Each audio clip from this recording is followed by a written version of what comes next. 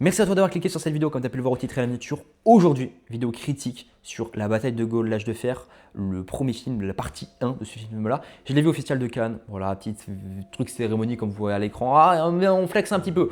Mais bref, dans cette vidéo-là, capsule critique, c'est quoi? Avec très peu de montage, je vais juste vous parler du film, de ce que j'ai aimé, de ce que j'ai un peu moins aimé. Je vous mettrai aussi avant qu'on commence ma critique sur Letterboxd qui apparaît ici, si jamais vous voulez le lire, savoir un peu vers quoi ça va se diriger. Attention, que j'aime ou que j'aime pas, dans tous les cas, je vais vous dire avec objectivité et surtout ma subjectivité, ce que j'ai aimé, ce que je n'ai pas aimé. Dans tous les cas, les points à retenir, et bien sûr, je ne vais pas vous spoiler. Voilà. Il y a peut-être une partie spoil, mais qui arrivera bien après. De toute façon, vous aurez des alertes spoil avant. Juste avant de commencer, du coup, c'est la bataille de Gaulle, l'âge de fer de Antonin Baudry. Il faut savoir qu'il y a beaucoup d'acteurs français qui jouent dedans. Le budget de 40 millions. C'est un film produit notamment par Pathé aussi. Donc on risque de le voir un peu partout. Et pour moi, c'est un film dont j'avais envie de vous parler parce que même si ce n'est pas les grands films cinématographiques, attention, je parle sur l'esthétisme ou des films d'auteur, des choses comme ça, très psychologiques, même s'il y a quand même un peu de psychologie dedans, c'est un bon film porte d'entrée pour toutes les personnes qui vont s'intéresser au cinéma.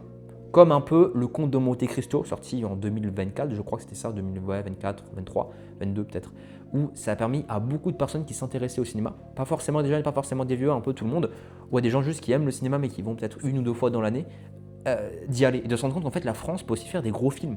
Va peut-être pouvoir rivaliser de temps en temps avec Hollywood. Bon, après là, c'est 40 millions, c'est pas 500 millions, c'est pas 1 milliard tu vois, de budget, mais 40 millions, c'est très énorme pour un petit pays comme la France. Hein. Voilà, faut se le dire. Et puis, normalement, le film va être distribué quand même à l'international. Bon, peut-être pas, il va pas faire 50 millions de box-office juste au State. Après, pourquoi pas, hein, en vrai, parce que le film a quand même un bon potentiel. Et juste avant que ça commence, on va s'attaquer directement dedans. Je trouve qu'on voit à certains moments le budget des 40 millions dans le film.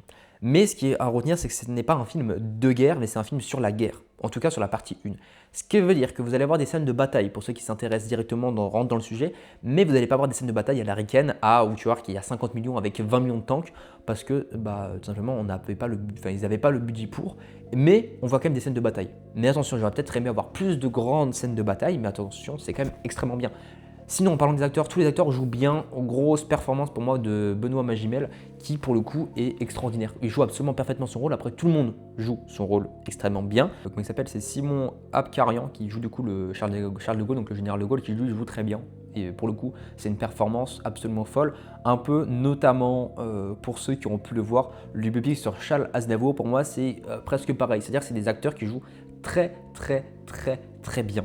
En fait, cette interprétation-là, et pour moi, là, du coup, Simon Abkarian, en fait, va y avoir, je pense, une déferlante de vidéos sur les réseaux sociaux où des gens qui vont se dire, mais t'as l'impression de voir Charles de Gaulle, en fait. Et c'est fou. Il a les mimiques, il a tout, c'est un vrai travail d'acteur, donc génial pour lui. Ensuite, on a Niels Schneider qui joue le général Leclerc, qui, pour lui, est absolument génial. Génial dans quoi? Dans sa manière de jouer, dans tout en fait. Mathieu Kassovitz, on le voit un peu, on le voit pas trop. Enfin, si on le voit, c'est un second rôle, mais pour lui, il joue normalement, je trouve. Benoît Magimel, masterclass. Florian Lisieux, je pense que vous le connaissez, je vous mettrai sa photo ici de toute façon. À chaque fois que je parle des gens, je vous mettrai des photos. Qui lui joue aussi très très bien. Voire peut-être c'est la personne qui joue le plus, enfin le mieux entre guillemets, ou en tout cas tu es pris psychologiquement dedans avec le général de Gaulle. Et ensuite Anna Maria Vartolomei, je galère à prononcer son nom, mais qui est là, qui est magnifique, en plus d'être magnifique, qui joue très très bien. Voilà. S'il faut retenir de ce film-là, c'est que ça dure 2h30. Voilà, le film est très très très très bien rythmé, le travail du son est très présent, l'esthétique à certains moments est très présent. On voit aussi que, en fait, que le budget a été bien mis et c'est très raconté comme les films à la française, un peu comme le Comte de Monte Cristo dans le montage, etc. Mais ça marche, ça marche. Et en fait, tu es pris en haleine du début à la fin. À aucun moment je me suis ennuyé, à aucun moment je me suis dit, enfin, peut-être un moment qui a duré 5 minutes, donc très vite, où je me suis dit, wow, ça commence à être long. Et pour vous-même vous dire, hein, honnêtement, après, c'est peut-être aussi parce que. Il y a beaucoup de films de Cannes où je me suis ennuyé, c'est aussi probable, mais là il y avait un peu d'action, des explosions, des choses comme ça. J'étais vraiment dans le récit du début jusqu'à la fin, et quand ça s'est terminé, en fait, je pensais pas que ça allait se terminer là déjà, donc c'est assez intéressant.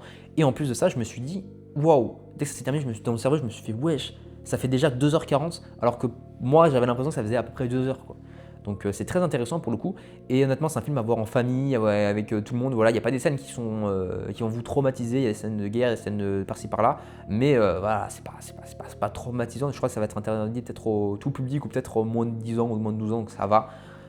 Ce qu'il faut retenir aussi dedans, c'est que ce n'est pas un film qui se veut comme promouvoir l'idéologie de Gaulle, même si c'est plus, on va dire, comme Moulin, comme le film du coup Notre Salut sur le régime de Pétain, etc., qui sont là juste pour raconter l'histoire finalement et qui sont pas là pour prendre trop un côté. dans le sens où, ok, ils défendent De Gaulle, ils sont un peu aussi contre De Gaulle, et on nous dépeint à certains moments aussi le visage de De Gaulle. On n'est pas là que pour nous faire de la promotion finalement de Charles de Gaulle, de c'était un grand homme, ceci, cela. On nous montre aussi un peu les choses qu'il a mal fait, on nous montre aussi un peu comment il était assez hautain et comment c'était presque. C'était un personnage finalement, quoi. Où on savait plus trop si l'homme, le personnage, les deux étaient un peu liés. Et c'est pour ça que je trouve ça très intéressant dedans, c'est qu'en fait on s'est vraiment nuancé, et à certains moments on a des moments presque. Enfin, c'est des moments drôles, quoi. Toute la salle rigolait, mais on se foutait pas. Enfin, on se foutait de la gueule de Gaulle presque à certains moments. Et à certains moments, justement, on était presque choqués en se disant, waouh, c'est quand même fou ce qu'il a fait. L'honneur de la France, des choses comme ça. Donc c'était assez intéressant, et je trouve que c'est un film qui va être adoré par les gens de droite et de gauche, pour le coup. Je pense pas que ça va être que un film qui va être réutilisé pour l'extrême droite, des choses comme ça. Je pense que même les gens de gauche vont se dire, ouais, bah c'est bien ce qu'il a montré, etc. Et justement, ça nous montre que il n'était pas que de droite, mais qu'il était aussi de gauche à certains moments. Enfin bref, là, c'est la dimension politique, sociale autour de ça. Je pense que c'est un film qui peut bien marcher à l'international, parce que tout le monde connaît un peu De Gaulle en Europe. Aux États-Unis, bon, les Américains, on le sait, ils sont un peu chez père, mais je pense qu'ils connaissent peut-être de noms un peu, enfin, ils connaissent le débarquement, les choses comme ça. Et donc, c'est peut-être un film qui peut intéresser les Ricains. Après, le problème, par contre, c'est que quand il va être diffusé à l'international, étant donné que le budget est 40 millions, mais que c'est un film sur la guerre presque, oui, sur De Gaulle, et pas un film de guerre où tu vas avoir des scènes d'action de 40 minutes, voilà, parce que c'est pas Nolan, et parce que c'est pas des films américains qui ont des budgets de 300 millions, parce que 40 millions c'est énorme, c'est un beau budget, mais ce n'est pas 300 millions pour un film de guerre, donc c'est assez différent. Donc ne vous attendez pas à des scènes de bataille de 50 minutes, vous allez quand même en avoir des 5-10 minutes, mais ça va être moins spectaculaire que du Nolan, que Dunkerque, que 1917, que des choses comme ça, parce que ce n'est pas le sujet principal. C'est De Gaulle, c'est pas un film de guerre, c'est des critiques que j'ai pu voir notamment à Cannes. Ensuite, ce qui peut être très intéressant aussi à noter, notamment, c'est que c'est la partie 1. C'est-à-dire que c'est un film qui est en 2 parties. La deuxième partie sort, il me semble, en juillet ou en début août, je crois que c'est mi-juillet, un truc comme ça, donc un mois après, qui sera aussi à voir. Et je pense que dans la deuxième partie, peut-être qu'il y aura plus de trucs psychologie autour de Gaulle, parce que là c'est presque tout le cas spatio-temporel qui est posé et l'avancée qui commence à se construire, où bon, on a quand même des grosses scènes, des gros impacts, et le film est vraiment complet, mais je pense que la partie 2 peut être très intéressante, et peut-être que je vous referai une autre vidéo critique si j'avais le voir en avant-première et si ça vaut le coup pour la partie 2. Mais pour voilà, ma note, moi c'est 3,5, je vous remets ma petite critique Letterboxd, et n'hésitez pas à aller voir sur Letterboxd du coup toutes les critiques que j'ai fait sur les 28 ou 30 films que j'ai vus au Festival de Cannes, et je vous mettrai d'ailleurs, excusez-moi, dans 4-5 jours, il y aura une vidéo podcast qui sort avec Stan, un de mes potes, on était au Festival de Cannes ensemble pendant 11 jours. On va faire une vidéo podcast d'environ 1h, 1h30, 1h20, je sais pas, à peu près, peut-être 45 minutes, je sais pas, où on va critiquer tous les films de Cannes. Donc ça, si vous intéresse d'aller les voir, allez les voir. Et puis voilà. En tout cas, je ne vous ai pas fait trop de critiques dessus. Maintenant, je vais peut-être faire une partie avec critique de certaines choses que j'aurais aimé voir. Du coup, peut-être plus de scènes de bataille, peut-être plus de psychologie et de certains personnages qui disparaissent trop vite. Après, attention, parce qu'on ne les a pas vus dans la partie 2. Donc, je pense qu'ils vont avoir leur impact dans la partie 2. Toujours compliqué de juger un film partie 1, partie 2. Je trouve que certains moments, tu as certains VFX qui sont un peu moyens sur les transitions. Attention, je parle seulement sur les transitions.